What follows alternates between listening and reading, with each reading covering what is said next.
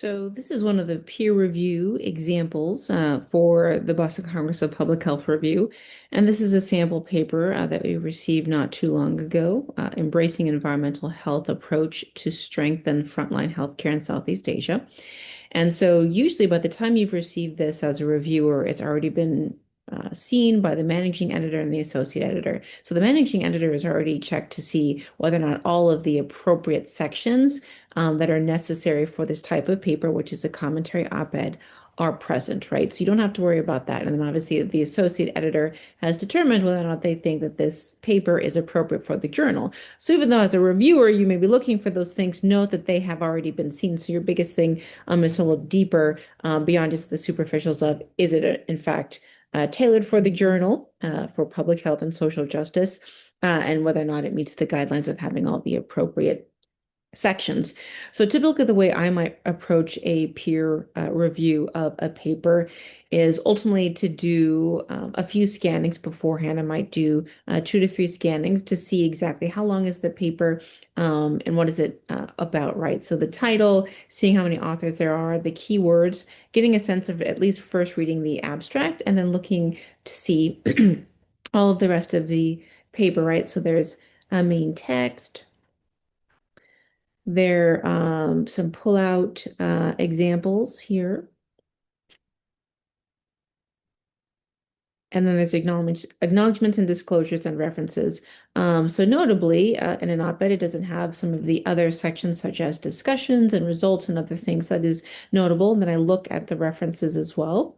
As one of the biggest things I want to see is just to double check to make sure that they are in AMA 11th edition, which they are, and if I need to be able to reference what that is in case they happen to have articles or websites that aren't the typical ones and make sure that those are in fact appropriately cited. And I look at the number as well. So 10, references for an op-ed is a bit on the shorter side. And as you can see, when I go over exactly what I've looked at in the article, I think that the references can be beefed up. Typically, we're looking to see at minimum 20 references, even for an op-ed paper as well.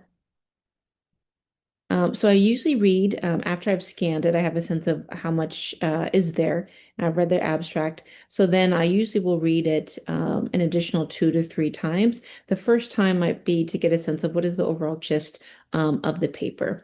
And then after that, secondarily, I may go through to see what are the strengths of the arguments listed, and then what are some of the weaknesses as well. So multiple scanning and then multiple readings of a given paper so I can do like a multi-layered analysis to see. And as you'll note as well, things that stick out to me, I may highlight if I'm looking at a PDF, and I may also have comments to remind myself as well before I go and I do the official review. So things that I noticed about this particular paper is I thought the abstract was fairly clear, concise, and direct, made sense in terms of what they were trying to do, their focus on Southeast Asia, and obviously wanting to recommend 4 different strategies. They have an interesting and somewhat unusual way of starting off the op-ed in terms of something that doesn't seem as scientific, right? So giving more of a creative response to that. So I'm kind of on the fence about that, and I make a note about that there. And then they go into specifically about what they want to look at climate change within Southeast Asia. And so they give examples, some statistical examples of why that's important, which I think are important strengths for it. But ultimately, I do think that they are limited. And then they only mention Thailand, Vietnam, and Philippines as Southeast Asia, but they are, in fact, are not all the same. And there are other countries in Southeast Asia that are not mentioned in the paper.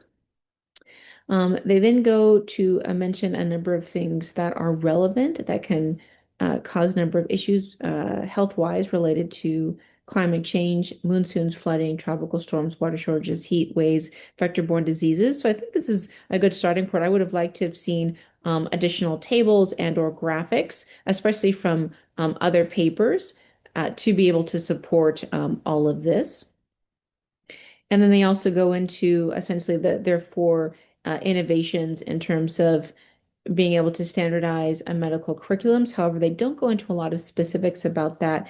And then they say short-term lectures, modules, activities, but we don't get a lot of granularity there. So that's one of the things I would like to see improvement on. And then they use this phrase, systemic cross-sectoral solutions, which doesn't seem to make a lot of sense, right? So being able to flesh out exactly what that means. Their next innovation here is increasing accessibility and visibility of that environmental data. And they also make a point that we need to have early warning systems. They give some examples, but still a lot more granular needs to be fleshed out here in terms of how they would be integrating that environmental data into EMR alerts. And similar to the first part where they're wanting to standardize medical education, being able to show where has this happened before. So even though the papers focus on Southeast Asia, has it been done in other countries in Southeast Asia? Has it been done in the US? Has it been done other places? So being able to provide that richness of data, does it exist at all anywhere else? And how exactly does this particular op-ed add to the overall literature? We don't have a good sense of where where these innovations position themselves, if they are entirely new or if they are something that has been tried out before, but not with any success. We don't have a lot of understanding of that. The third innovation is guiding individual patient care, which seems like a fairly generic title for what they're wanting to do, and then using predictive models, but similar to the other innovations as well. They don't give a lot of specific details, so that would need to be considerably fleshed out. And then another phrasing that doesn't seem to make a lot of sense. The time to initial treatment is often directly and inversely correlated with ultimate prognoses. That is very unclear, and there are not a lot of specific examples for that. So that would need to be significantly fleshed out. And one of their additional innovations is for healthcare systems to be able to use predictions to preemptively order medical supplies, increase number of providers and beds, once again, like has this been done before, and then be able to provide a balance as well, because it makes it, the way that the paper is written, it makes it seem as if we just haven't considered this in Southeast Asia or in other places, and so therefore the paper is saying, here's what it is. But that's probably not the case. People have already seen this. So what are some of the limitations? What are some of the arguments? And that's what this paper absolutely needs to be able to balance in that. And then finally, and its last innovation is incorporating pre-hospital hospital systems with climate adaptation and mitigation strategies. This paragraph is significantly underdeveloped. It does not go into any of these examples, pre-hospital hospital systems, climate adaptation. So it makes a lot of broad claims, and in my estimation does not connect any of them. So significantly underdeveloped as well. And then no significant conclusion, except these few sentences here that we need to just integrate all of those. Does have acknowledgments and disclosure, and as I mentioned before, has references. And as I look closely into them, these are reputable, right? Emergency medicine, BMC, The Lancet, National Climate Change. So there's a diversity of different types of references. They are reputable, however, they are significantly limited in general, but then also, as you can see throughout the paper, a number of different limitations in terms of things being developed. So overall, in terms of my estimation, so major strengths for the paper would be timeliness, climate change in Southeast Asia absolutely is important. It does relate to emergency medicine with high relevance. I think it's great to have a clear four intervention framework that goes all the way from medical education, predictive analytics, pre-hospital and hospital infrastructure as well. So I think those are clearly delineated as well. And there are some practical examples like EMR alerts, early warning systems, and that sounds fairly feasible. And there's some sort of systems thinking as well.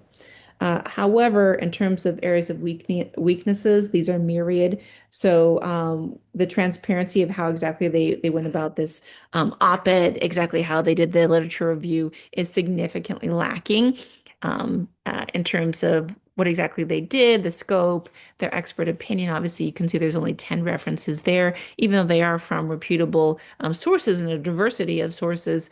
It is unclear why those particular 10 were chosen as opposed to haphazardly chosen. And given the fact that they're significantly underdeveloped arguments and counterbalanced arguments, it shows that obviously these may have been cherry-picked references as opposed to more strategically and methodologically selected. And also, the quantification of data is fairly light. We don't see a lot of examples of, say, projected emergency department volumes, strains, things that are really important, right? Like, what are the resource constraints, the cost, the politics in Southeast Asia, and obviously being able to have a backdrop of where has this been, where have similar constraints existed, where have other types of interventions that might be similar actually been carried out before. There aren't any, there's no addressing of ethical issues with the predictive models that they're discussing, and that they don't really go into the fact that Southeast Asia is fairly heterogeneous, right? They mention the three different countries, but they don't go into depth about that. So that can be problematic in terms of being able to generalize for the paper. And then mentioning going back to the medical education before, right? What are the details about the specifics in the curriculum, its implementation, or about pre-hospital systems, the capacity of the workforce in certain areas of Southeast Asia, or any other pilot studies have happened. So, in terms of my recommendations, I'm on the fence here. I could reject this paper. But if wanting to give it a chance and give it a revise and resubmit that requires significant revisions before resubmissions. So one, substantially increasing the number of references that are used, but also like having a very clearly outlined and delineated methodology for how they went about this and how they even came up with their conclusions within their four-part framework. Having a number of different visualizations and examples for everything that they've discussed, and as I said, counter examples as well to be able to balance the paper. Anything that they could add about implementation, cost, timeline, stakeholders, barriers, other metrics that would make this very believable, right? You want someone to be able to pick this up and say this is feasible to be able to do, as opposed to someone's opinion. Being able to quantify other aspects, such as surges in emergency department, funding from the WHO, otherwise, other pilots that might be existing in Southeast Asia or other places would be great. And then definitely making sure that they focus on the ethics and the bias of some of their predictive modeling would be significantly enhancing as well. So, overall, if we're going to do revise and resubmit, lots of different things that they need to do right now. It is, light to moderate scientifically. It's somewhat original. It is absolutely relevant, but the feasibility needs to be worked out. The arguments need to be dramatically bolstered, and we need to make sure that we're revising for methodology, feasibility, and absolute specifics. So we can, in fact, have a paper that has a high impact in not only environmental health and emergency medicine, but ultimately, if all of these things can be strengthened, a very appropriate and timely paper for the Boston Congress of Public Health review.